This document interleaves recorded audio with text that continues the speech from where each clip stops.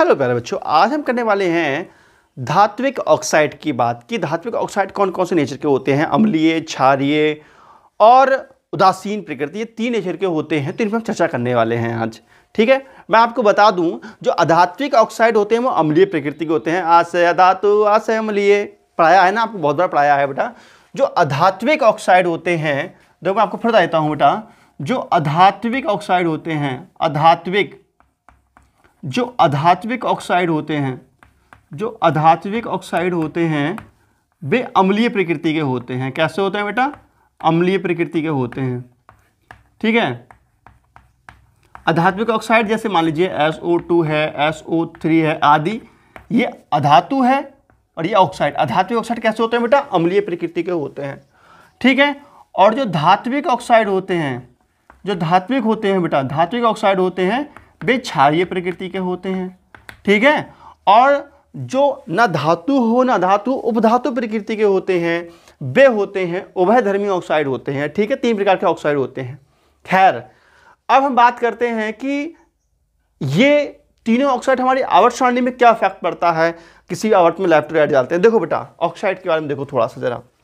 जैसे आवर्त संख्या 3 की बात कर लें, अगर आवर्त संख्या 3 की बात कर लें, तो पहले आवर्त में जो एलिमेंट्स आते हैं, हाइड्रोजन हीलियम आता है, हा ही। दूसरे आवर्त में आते हैं लिथियम से स्टार्ट होता है, ठीक है, हा ही नो फनी नियॉन तक। फिर आता है यहाँ सोडियम से स्टार्ट होता है, ना मग अल SiPsCl। ठीक है, ये हो गया आपका आवर्त संख्या 3। ये आवर्त संख्या 3 तो है ही है, और ये इसकी संयोजकता होती है 1, इसकी संयोजकता होती है 2, इसकी संयोजकता होती है 3, इसकी होती है संयोजकता 4, इसकी होती है 5, इसकी होती है 6, इसको 7 होती है। मैं निकालना आपको बता चुका हूं, देख सकते हो निकाल करके। ठीक है, इस प्रकार से इनकी संयोजकताएं होती हैं।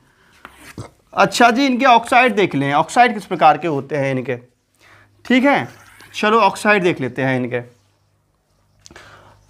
तो इनके ऑक्साइड देखते हैं बेटा, यहाँ पे सोडियम लिखते हैं और यहाँ पे ऑक्सीजन लिखते हैं, मैग्नीशियम लिखते हैं, यहाँ पे ऑक्सीजन लिखते हैं, एल्युमिनियम लिखते हैं, यहाँ ऑक्सीजन लिखते हैं, सिलिकॉन लिखते हैं, यहाँ ऑक्सीजन लिखते हैं, phosphorus and oxygen, sulphur and oxygen, chlorine and oxygen, ऐसे लिख लो तुम लोग। ऑक्साइड बना रहे हैं ना हम लोग, ऑक्साइड बनाना सिखा रहा हूँ आप लोगों के लिए।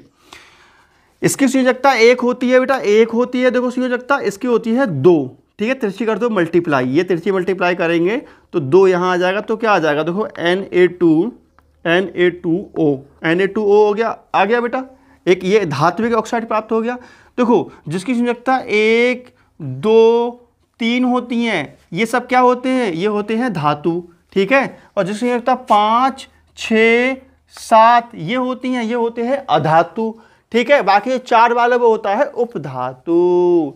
ठीक है, तो बेटा मैंने आपको बताया था ना, जिसके संयोजकता 1, 2, 3 होती है वो होते हैं धातु, और जिसकी संयोजकता 5, 6, 7 होती है वो होते हैं अधातु, और ये होता है उपधातु। ठीक है, तो इसका ये आ गया ऑक्साइड। इसका ऑक्साइड देखते हैं बेटा, इसकी संयोजकता इसकी कितनी है? देखो 2 है। इसकी संयोजकता कितनी है? इसकी संयोजकता कितनी है बताओ? इसकी संयोजकता 2 होती है। तिरछी मल्टीप्लाई करो बेटा, तो यहाँ पे 2 आ जाएगा। देखो यहाँ पे कितना हो गया? Mg के नीचे आ गया 2, Mg2 और O2। ठीक है, 2 एक जैसे हैं तो कैंसिल कर दो, इनके लिए क्या आ जाएगा? MgO। इसका ऑक्साइड क्या आ गया? MgO, मैग्नीशियम ऑक्साइड आ गया। ये भी धात्विक ऑक्साइड है, और धात्विक ऑक्साइड कैसा होगा? क्षारीय प्रकृति का होगा। मैंने पहले कहा है कि धात्विक ऑक्साइड कैसे होते हैं? क्षारीय प्रकृति के होते हैं। ठीक है, क्षारीय प्रकृति के होते हैं। चलो बेटा, इसका 3 है, देखो संयोजकता 3 है, इसकी कितनी है? 2 है। तिरछी मल्टीप्लाई कर दो तो कितना आ जाएगा? Al2O3। ठीक है, और इसका देखते हैं बेटा, इसकी संयोजकता कितनी होती है? 4, इसकी होती है 2, कर दो तिरछी मल्टीप्लाई, क्या आ जाएगा? S के नीचे 2, Si2O4। ठीक है, अब क्या काम करते हैं बेटा? 2 से कट जाएंगे, ये दोनों 2 से कट जाएंगे तो आ जाएगा SiO2। ठीक है, इसका देखो बेटा, यहाँ पे 2, यहाँ पे संयोजकता 5, तिरछी मल्टीप्लाई कर दो तो हो जाएगा P2, क्या जाएगा बेटा? P2O5। ठीक है, इसका देखते हैं बेटा, यहाँ पे 2, यहाँ पे कितना है? यहाँ पे 6 है, 6, यहाँ पे 2 है, तिरछी कर दो मल्टीप्लाई, तो क्या आ जाएगा यहाँ पर? S2O6। ठीक है, 2 से काट देंगे तो ये SO3 आ गया। ठीक है बेटा, यहाँ पे 7, यहाँ पे 2, तिरछी कर दो मल्टीप्लाई, तो क्या आ जाएगा यहाँ पर? यहाँ पे Cl2O7। क्लियर, समझ में आ गया?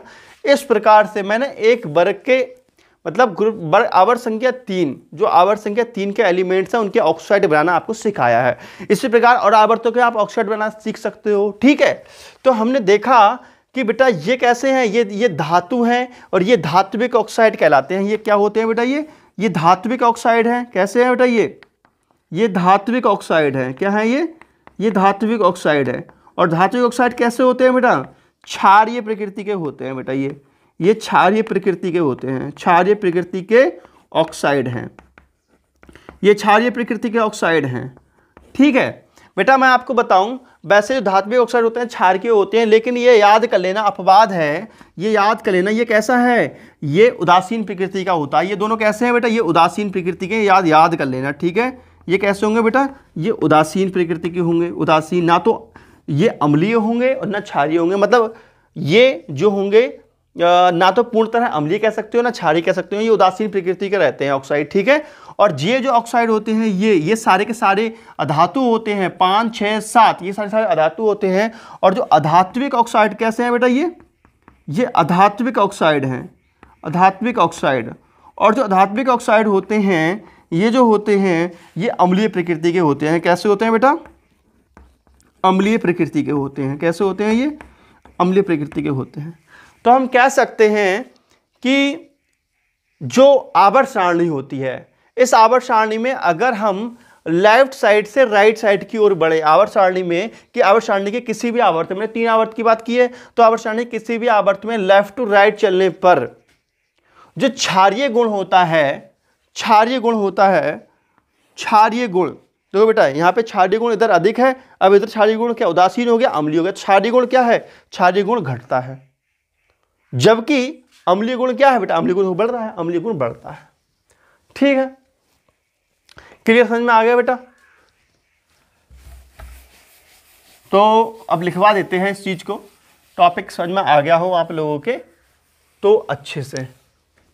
ठीक है बेटा, बहुत समझाया है मैंने, इसको खूब प्रैक्टिस करना अच्छे से आप लोग, क्योंकि ये पेपर में यहाँ से 100% पूछा जाएगा। ऑब्जेक्टिव तो जरूरी आएगा, ये वाला तो इंपॉर्टेंट लगा लो, मोस्ट इंपॉर्टेंट, ये पूछा जाता है हर बार, बहुत बार पूछा गया है बेटा। ठीक है,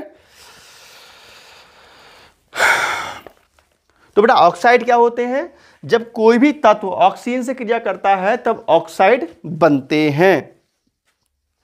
ठीक है बेटा, जब कोई भी तत्व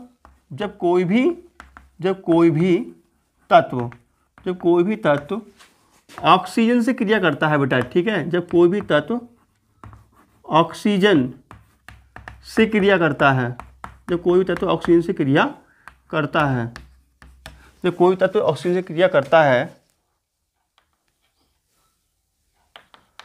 तब ऑक्साइड प्राप्त होते हैं, तब ऑक्साइड प्राप्त होते हैं। ठीक है बेटा, और ये 3 प्रकार के होते हैं। ठीक है, और ये 3 प्रकार के होते हैं, 3 प्रकार के होते हैं बेटा। कौन कौन से प्रकार के होते हैं, 3। फर्स्ट कौन सा हो जाएगा बेटा, फर्स्ट हो जाएगा अम्लीय ऑक्साइड, अम्लीय ऑक्साइड। ठीक है, तो अम्लीय ऑक्साइड के एग्जाम्पल बताओ बेटा। अम्लीय ऑक्साइड के एग्जाम्पल देखो, P2O5 हो गया, P2O5 एग्जाम्पल में P2O5। ठीक है, और देखते हैं इसका एग्जाम्पल, देखो बेटा SO3 हो गया। ठीक है, और देखो बेटा Cl2O7 हो गया। ठीक है, ये हो गया आपका अम्लीय ऑक्साइड। दूसरा कौन से होते हैं बेटा, दूसरा होते हैं क्षारीय ऑक्साइड। सेकेंड, क्षारीय ऑक्साइड, क्षारीय ऑक्साइड। ठीक है, क्षारीय ऑक्साइड के एग्जाम्पल देख लो बेटा, क्या है, N2O एंड MgO। ठीक है, अब तीसरा जो होते हैं ऑक्साइड वो होते हैं उदासीन ऑक्साइड, उदासीन ऑक्साइड। उदासीन ऑक्साइड के एग्जाम्पल बेटा लिखना चाहो लिख लेना, Al2O3 SiO2। ठीक है, समझ में आया। ठीक है, इतना लिखने के बाद कितने प्रकार के हो गए, 3 प्रकार के हो गए। ठीक है, और बात लिखवाता हूं मैं आपको एक चीज और, इतना समझ में आ गया बेटा आप लोगों को? ठीक है बेटा, सुनो अब देखो, इसकी संयोजकता जो है मिट गई है, मैं लिख देता हूँ फिर से 1 2 3 और 4। ठीक है, अब मैं आपको ये बताने वाला हूँ, मैंने आपको ये बता दिया कोई भी तत्व जब ऑक्सीजन से क्रिया करता है तब ऑक्साइड बनते हैं, और ये ऑक्साइड 3 प्रकार के होते हैं। कौन कौन से होते हैं बेटा? अम्लीय, क्षारीय और कौन सा होता है? उदासीन ऑक्साइड होता है। उनके एग्जाम्पल बता चुका हूँ।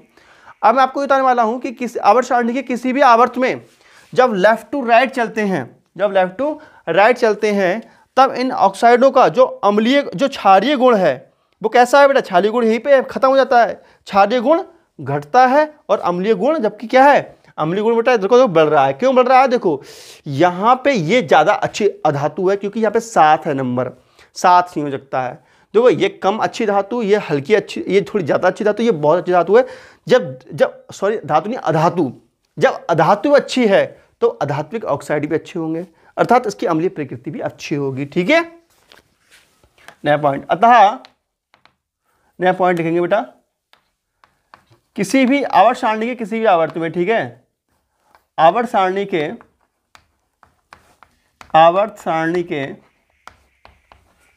किसी भी आवर्त में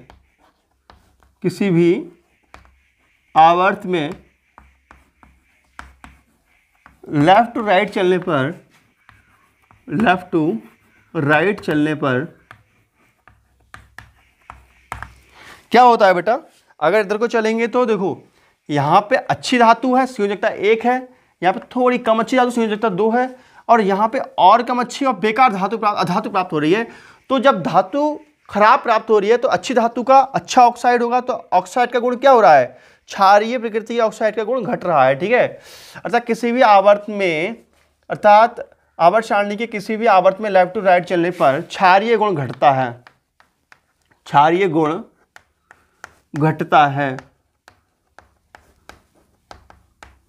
है तथा अम्लीय गुण बढ़ता है, अम्लीय गुण बढ़ता है। समझ में आया बेटा? ठीक है, अब जो है ये टेबल आप नोट कर लेना। तो प्यारे बच्चों, वीडियो अच्छी लगी कर दीजिए लाइक, चैनल करिए सब्सक्राइब। तो मिलते हैं नेक्स्ट वीडियो में कल को बात करेंगे धात्विक अधात्विक गुणों के बारे में। तो वीडियो चलिए ये कर दीजिए लाइक, चैनल करिए सब्सक्राइब। तो मिलते हैं कल की नेक्स्ट वीडियो में। तो नमस्कार, जय हिंद, वंदे मातरम, बाय बाय बेटा।